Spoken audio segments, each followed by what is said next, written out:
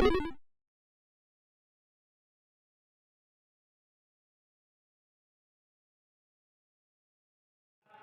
dua, tiga. Assalamualaikum warahmatullahi wabarakatuh.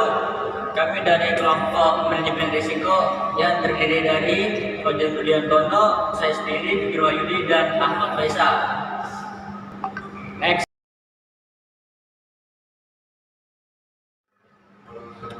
Pengertian manajemen risiko menurut Siagian dan Sekarsari, manajemen risiko adalah pengelolaan risiko luas, tidak hanya berfokus pada pembelian asuransi, tapi juga harus mengelola keseluruhan risiko-risiko organisasi. Lalu menurut Siahan, manajemen risiko adalah perbuatan atau praktik dalam manajemen risiko, menggunakan metode dan peralatan untuk mengelola risiko sebuah proyek. Lalu menurut Smith, manajemen risiko adalah proses identifikasi, pengukuran, dan kontrol keuangan dari sebuah risiko yang mengancam aset dan penghasilan dari sebuah perusahaan atau proyek yang dapat menimbulkan kerusakan atau kerugian pada perusahaan tersebut. Lalu bisa kita simpulkan dari tiga kata tersebut adalah manajemen risiko itu sesuatu proses yang terstruktur dan sistematis dalam mengidentifikasi, memahami, dan mengembangkan alternatif penanganan segala risiko yang dilakukan oleh pelaku bisnis. Oke, next slide. Pengertian risiko menurut Herman Darmawi adalah penyimpanan hasil aktual dari hasil yang diharapkan. Risiko adalah probabilitas sesuatu hasil atau outcome yang berbeda dengan yang diharapkan. Menurut Forger, yaitu A, risiko is the chance of loss. Risiko merupakan kesempatan terjadi kerugian atau chance of loss berkaitan dengan suatu exposure atau keterbukaan terhadap kemungkinan kerugian. Yang B ada risiko is the possibility of loss. Risiko adalah kemungkinan kerugian.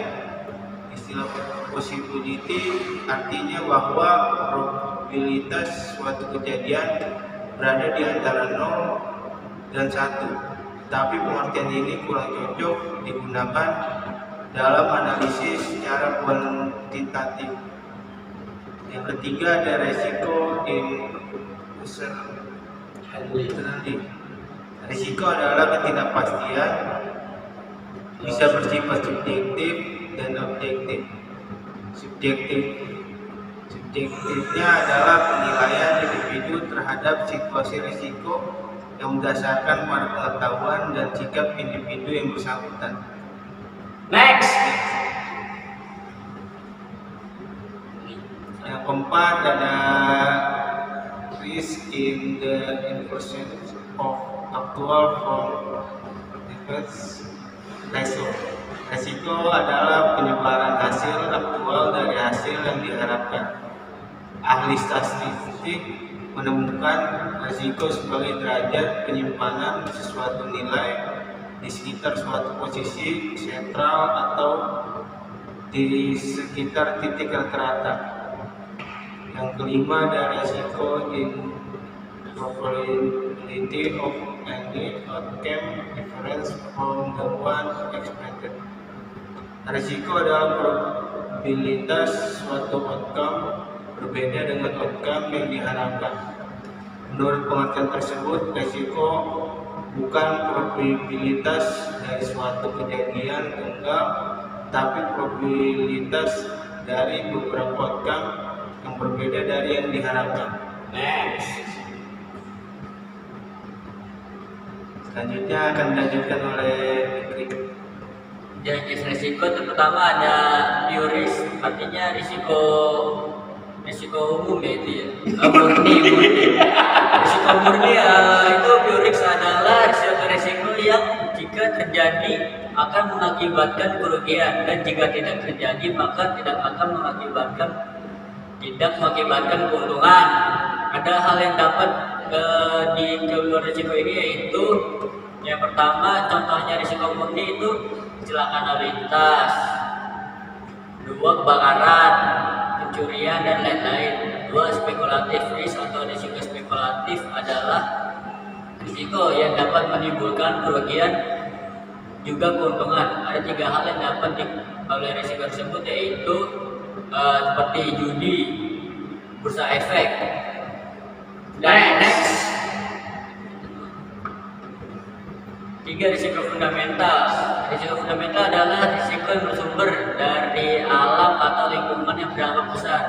Contohnya yaitu tsunami, gempa bumi, banjir bandang. Next. Teknik-teknik manajemen risiko itu satu, itu penghindaran risiko atau risk avoidance. Alternatif risiko ini pada umumnya dapat dilakukan pada tahap perencanaan, di mana kemungkinan risiko yang terjadi dapat diatasi dengan berbagai tindakan pencegahan. Dua, menahan atau menanggung risiko, resistance, di mana perusahaan menanggung sendiri risiko yang terjadi. Namun demikian, perusahaan tetap berupaya agar risiko tidak terrealisasi atau terjadi, dan juga mencanangkan sejumlah anggaran dengan pola tertentu sebagai antisipasi bila kondisi tersebut terjadi. Tiga adalah penahan. Penahan yang tidak direncanakan dan yang direncanakan. Penahan yang direncanakan adalah upaya untuk mengetahui risiko yang mungkin timbul atau mengidentifikasi risiko yang ada, kemudian menyusun berbagai tindakan yang akan diambil. Lalu yang keempat adalah pendanaan risiko yang ditahan. Rasio yang ditahan bisa didanai dan bisa juga tidak didanai. Jika perusahaan tidak menetapkan pendanaan khusus yang ditujukan untuk mendanai risiko, jika risiko tersebut tidak muncul, maka risiko tersebut tidak dapat didanai. Next. Oke, di sini ada dana cadangan. Perusahaan menyisihkan dana tertentu secara periode yang ditujukan untuk membiayai kerugian akibat risiko tertentu. Kedua, samping secure insurance and captive insurance, atau pengelolaan dana cadangan bisa ditingkatkan lagi menjadi semacam asuransi untuk internal perusahaan itu sendiri. Lalu ada pengalihan risiko atau risk transfer. Alternatif lain dari manajemen risiko adalah memindahkan risiko ke pihak lain. Pihak lain tersebut biasanya mempunyai kemampuan yang lebih baik untuk mengendalikan risiko, baik karena skala ekonomi yang lebih baik sehingga bisa diversifikasikan risiko lebih baik. Risiko transfer dilakukan beberapa cara. Ada 4 cara, yaitu asuransi, hedging, incorporated, dan teknik lainnya. Next. Oke, konsep kuantitatif risiko bisa dijelaskan oleh Faisal. Konsep kuantitatif risiko. Pertama, DMEAN atau rata-rata, nilai rata-rata dari sekelompok data atau sampel.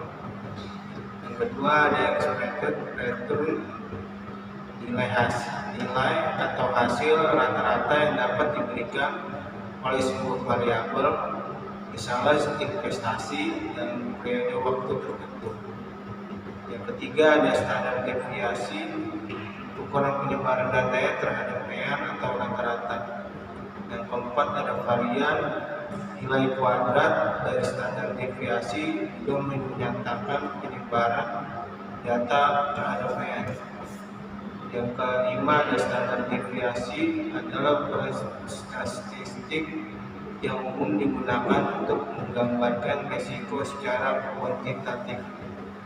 Yang keenam, ada distribusi probabilitas, model yang mengumpulkan probabilitas dari hasil yang terkait. Yang ketujuh, ada distribusi normal, distribusi nilai atau sampel yang berbentuk lonceng. Next. Manajemen risiko dalam perspektif syariah. Agama Islam adalah agama yang sempurna dan komprehensif, mengatur seluruh aspek kehidupan manusia, termasuk risiko yang terkait.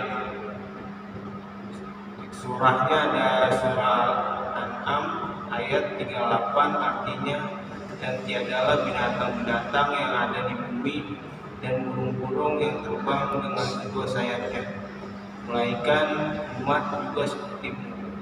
Tiadalah kami alpankan sesuatu dalam Alkitab atau Al-Quran kemudian kepada Tuhanlah mereka dihimpunkan. Selanjutnya ada Islam menganjurkan manusia untuk dapat mengantisipasi dan memitigasi risiko. Surat Yusuf ayat 6. Dan Yakub berkata, hai anak-anakku, janganlah kamu atau bersama-sama masuk dari suatu pintu gerbang, dan masuklah dari pintu-pintu gerbang yang lain-lainan. Namun demikian, aku tidak dapat melepaskan kamu barang sedikit pun dari takdir Allah. Keputusan menetapkan sesuatu hanyalah hak Allah, kepadanya aku bertawakal, dan hendaklah kepadanya saja orang-orang yang bertawakal kepada berserah diri kepada Dia. Oke, next. Prinsip. So, Prinsip-prinsip terkait manajemen risiko. Yang pertama itu kaidah fikih keuangan Islam yang mendasari risk management. Al-kharaju bin daman, hasil usaha muncul bersama biaya dan kewajiban. Pendapatan diperoleh dari kepemilikan aset. Al-gunmu bil gurum, untung muncul bersama risiko. Kepemilikan aset menimbulkan tanggung jawab dan risiko kerugian atau pemeliharaan. 2. Risk management harus bebas dari goror, mesir, riba, dan zulum, perlakuan tidak adil pada pihak lain. 3. Islam melarang tindakan yang membawa kepada kerugian atau mudarat. Next. Kaidah-kaidah di atas secara implisit menyatakan bahwa Islam melarang setiap transaksi yang di dalamnya terdapat ketidakseimbangan antara risiko dan keuntungan, atau transaksi yang menghasilkan keuntungan tanpa kesediaan menanggung kerugian. Prinsip syariah keuangan Islam dapat menerima dan mengakui prinsip hubungan risk and return yang berasal dari keuntungan konvensional, yaitu high risk return dan low risk low return. Pengalihan risiko atau transfer risk yang dipraktekkan di asuransi konvensional tidak diperbolehkan dalam Islam. Sebagai alternatifnya digunakan teknik membagi risiko atau sharing risk berdasarkan prinsip ta'awun, sebagaimana yang dilakukan oleh takaful. Hasil dari yang kita peroleh, kesimpulannya adalah risiko dan manajemen risiko sangat berpengaruh dalam aktivitas serta kegiatan kita sehari-hari. Mulai dari pengertian, jenis, teknik, konsep manajemen risiko, serta manajemen risiko dapat dibedakan secara praktik syariah yang kita sudah menentukan bahwa poin-poin tersebut yang membuat kita lebih baik dalam menjalankan semua aktivitas kegiatan sehari-hari. Oke, mungkin cukup sekian penjelasan presentasi dari kelompok kami ya. Mungkin kita ada sesi tanya jawab lagi ya. Nah ini, oke, stay tune.